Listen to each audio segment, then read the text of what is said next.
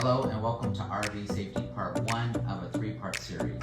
If you clicked on this video, then the topic of RVing safely is of interest to you. Of course it is, because if you're like me, you travel with your family and loved ones, including those furry four-legged ones that we love. And don't worry, because if you're a solo traveler, all of this will pertain to you too. I travel solo many times myself, so get ready to take some notes as I share with you, based upon my own travels and experiences, how to not only travel safer, but create peace of mind as you travel.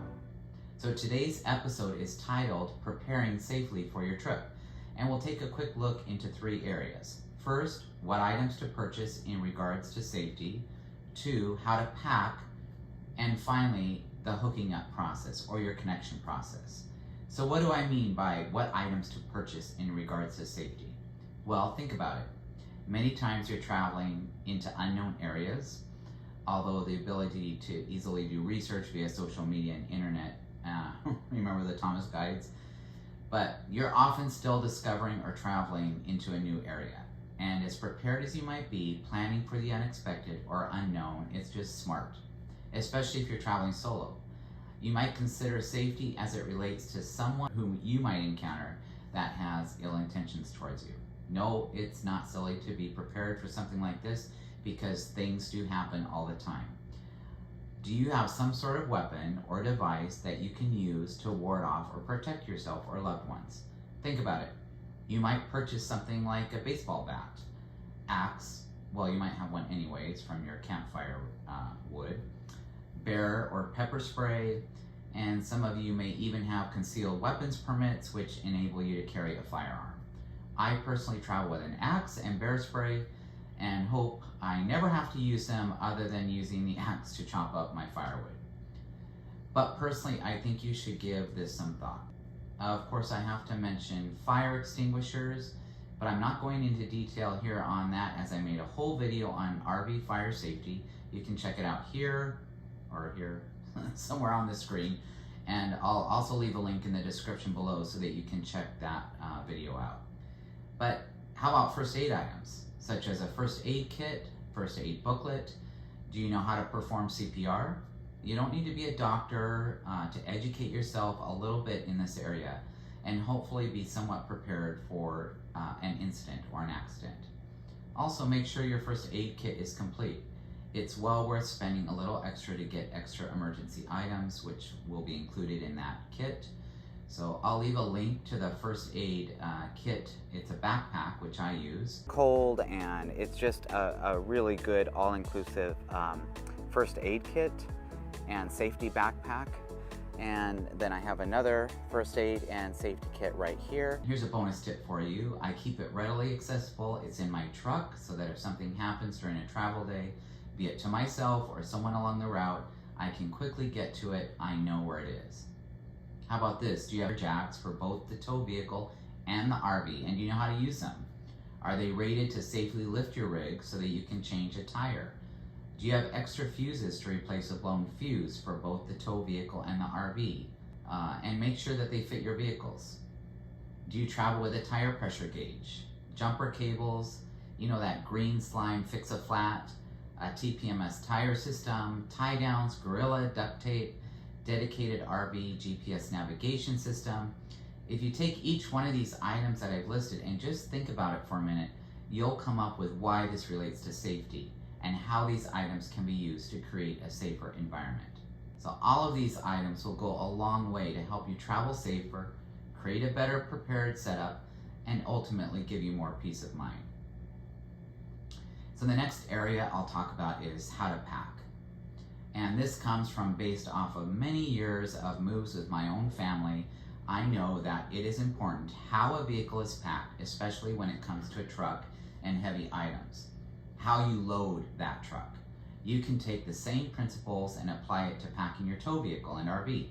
There are many good videos on YouTube on how to pack your RV, especially if it's a bumper pull, so that you get a safe and proper towing experience. So load the trailer too heavy. Load the trailer too heavy in the front on a bumper pull, and you'll cause the rear of the tow vehicle to sag too much, thus taking weight off of the front of the vehicle's tires, and it's going to be harder to control and stop. And fifth wheels, motorhomes, A-class, B-class, C-class, diesel pushers, they all have their own unique ways to safely load. I could create a whole video in regards to towing and weights and numbers, and maybe I will sometime in the near future. But for now, just Google or YouTube it, and you will begin to educate yourself. Also, if you're new to the RV life or you are beginning to shop for one, did you know trailers and tow vehicles all have weight ratings? And so you should educate yourself with this to make sure that your setup is appropriate. You should know all of these numbers and do your research before purchasing. A really good idea is to take your setup once you have it and weigh it at a cat scale. And these are normally found at truck stops. I have done this many times. I've done it fully loaded and unloaded so that I know my vehicle and RV weights and the combined totals. It's super easy to do. I won't elaborate here on it, but you can even get an app that just allows you to drive up onto the scale, get your weight and the numbers, and pay all right within the app without even getting out of the vehicle. And I highly recommend doing this if you have not done this yet and you are already towing, or if you are new and have a new setup. Also, I want you to think about where you've loaded certain items, how you've organized them. Do you need to have quick access to those items? Do you need to have easy access? And where are you going to store those items? So think about those things. And the last area I wanted to talk about today is your hookup, or the process of connecting the RV and the tow vehicle together. If you have a motorhome or a Class B van or a camper on a pickup truck, then many of these items can still pertain to you as well. First thing I want to stress and the importance of is a checklist, and I cannot overstate it enough. Even my GMC truck comes with a built-in checklist when I set it to tow. That's how important it is. If you don't have a checklist, I'll leave a link that you can download, and you'll be able to tweak it and modify it for your own setup and needs. But use your checklist each and every time you connect and disconnect. Not too long ago, I was traveling with some friends who had a new truck and fifth wheel, and unfortunately, they were not using a checklist. And we were out on a trip, and because there was no checklist being used, and with some of the confusion that was going on when they were going to set up, they actually lowered the fifth wheel onto the tailgate of the truck and caused a lot of damage. More importantly, thank goodness, no one was hurt during this mishap. And this ended up costing a lot of money, a lot of aggravation, and it could have completely derailed their entire trip for them. So needless to say, now they use a checklist, because this totally could have been avoided by using a checklist. So also, if at all possible, try to connect your rig and hook up in the daylight. Even if you're connecting like a tow vehicle to your motorhome, try to take advantage of daylight so that you can see and double check everything properly. When you're connecting, refrain from getting interrupted. If someone wants to talk or tries to distract you, if you've got kids, whatnot, just have them wait so that you can focus on what you're doing. Complete each task before moving on to the next. And if you have a companion that's traveling with you, make sure that you both have designated jobs and responsibilities during the checklist and during the connection process. So during this process, you should check all your connections. You should check all the lights, you should check all the tires, look under and even on top of the RV, especially when you're leaving a campsite. Do a final walk around, and the final walk around is a huge deal. It's kind of like the conclusion to your process. If you have missed anything, you should be able to catch it in your walk around.